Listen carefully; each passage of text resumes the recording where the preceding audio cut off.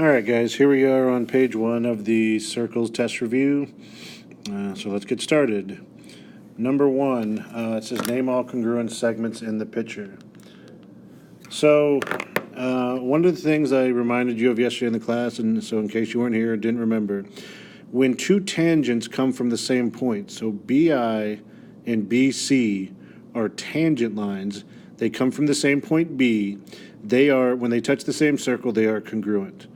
So right there, you know that BI is congruent to BC.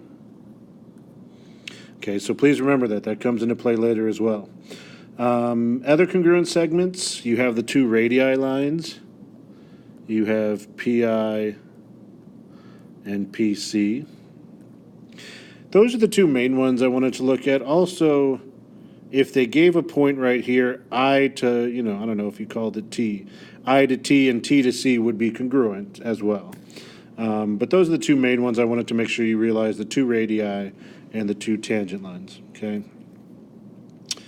Number 2, find the value of x. All right, and number 2, find the value of x. So you have all these, looks like crisscrossing lines, whatever, but it's inscribed angles. And so you'll notice that T, all right, is inscribed and it goes to UV, but so is W. Right? They're both inscribed to this arc UV. So when two inscribed angles intercept the same arc, they are congruent. So this is a very simple 3x plus 4 equals 2x plus 9. And then you just do algebra. Minus 2x, x plus 4 equals 9, minus 4, x equals 5. Pretty simple, pretty straightforward. Number 3, what is the measure of the minor arc formed by the minute hand? So, the minute and the hour hand.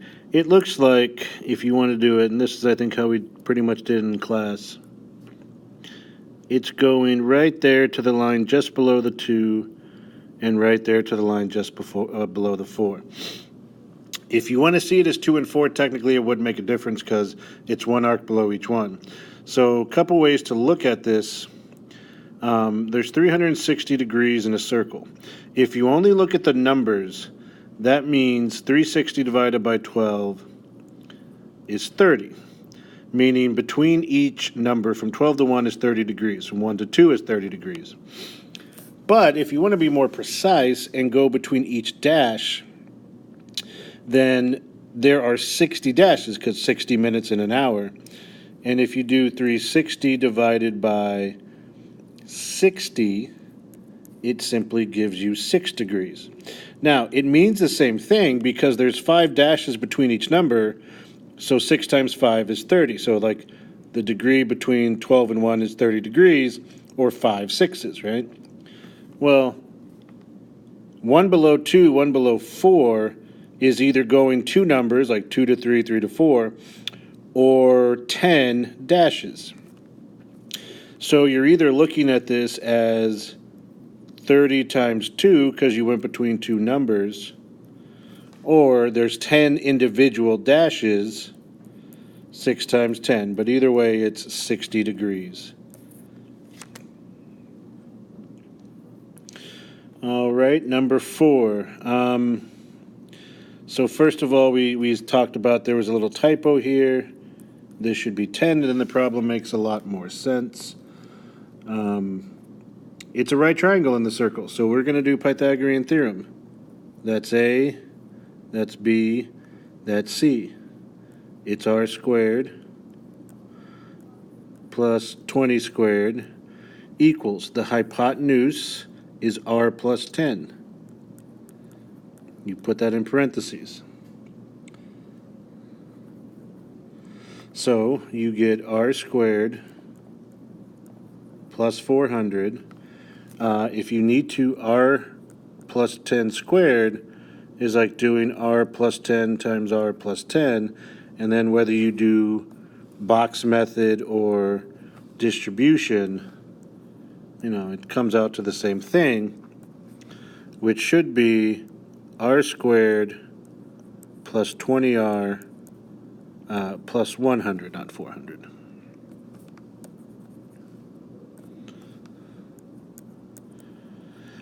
Now, I know we don't like quadratics, but r squared on both sides can cancel each other out.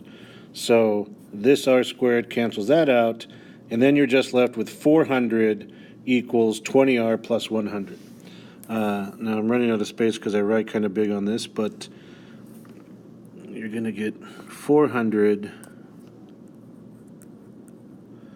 equals 20r plus 100.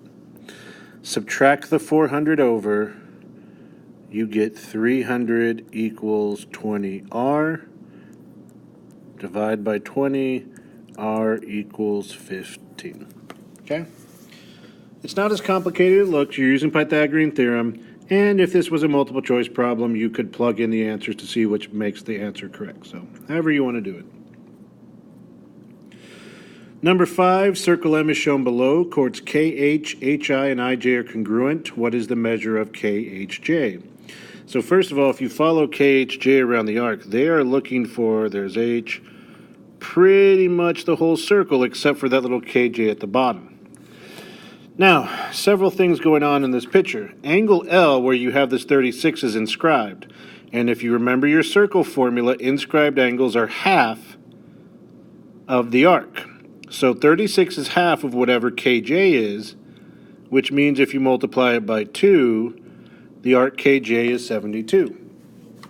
Well, if you look at the red that we're looking for, that's pretty much the whole circle except 72. And since a circle is 360, you're going to do 360 minus 72, and that is KHJ, and that's the phone, so give me a second. All right, and we're back. Which arc, number 6, which arc has a measure of 120?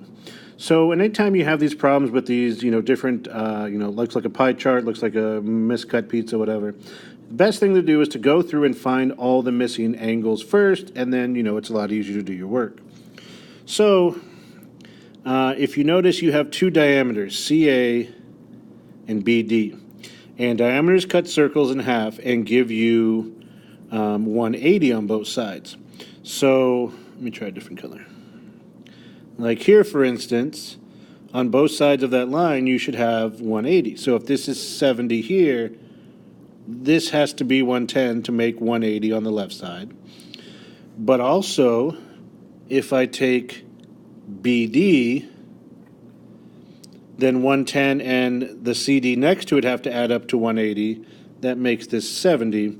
Also, 70 here, vertical angle. So it works either way. 70 and 50 is 120, but I can't make an arc by skipping this middle piece. But below the diameter BD, you should have 180. So 70 and 50 is 120, like I said. So 180 minus 120 is 60. That's what goes there. Now we're looking for 120. Where can I make an arc of 120? Well, obviously this is 180, that's 130, but right here, 70 and 50 is 120. So you can either write that as CE, which is perfectly fine, because that is the shortest distance from C to E. If you wrote CDE, you wouldn't be wrong. It's just not necessary. It's kind of redundant. All right, that's page 1. The rest of the pages will be on separate videos, so hope you all are doing well with this, and good luck on the test.